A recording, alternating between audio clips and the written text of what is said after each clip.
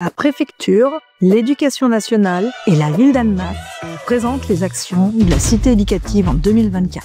Ce label d'excellence mobilise tous les acteurs pour offrir aux jeunes de 0 à 25 ans des territoires à haute qualité éducative. Pour cela, il poursuit 3 objectifs. Conforter le rôle de l'école.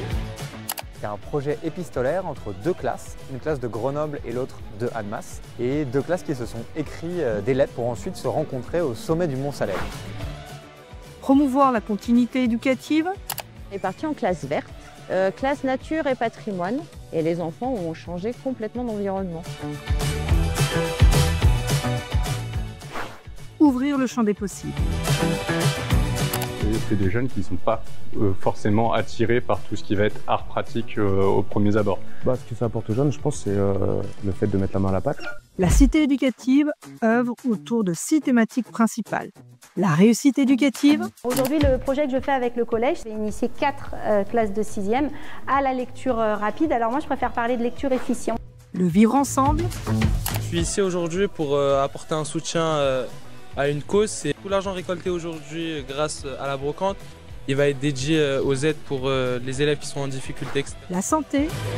Ici, on intervient à l'école des lutins en maternelle pour répondre à un besoin de développement des compétences psychosociales. La parentalité. Le projet, c'est essayer de récolter le plus de dessins, de peintures imaginaires au réel afin d'être exposés. La culture et le sport. L'engagement associatif, c'est quelque chose de hyper important, quelque chose que je veux voir sur leur CV. À 15 ans, on n'a rien à vendre. Eux, il se trouve qu'ils ont énormément de choses à vendre. La mobilité et l'insertion. C'était mon premier voyage. J'ai été tellement bien accueilli et apparemment je leur ai tellement plu qu'ils m'ont carrément invité chez eux cet été. On ouvre les champs des possibles des élèves. On crée de la citoyenneté européenne. La grande force de la cité éducative est de créer des liens entre toutes les instances qui entourent les jeunes. Et puis en fait, la cité éducative, elle connecte les gens. Pour construire ensemble un véritable parcours éducatif personnalisé et mettre en place une stratégie éducative territoriale.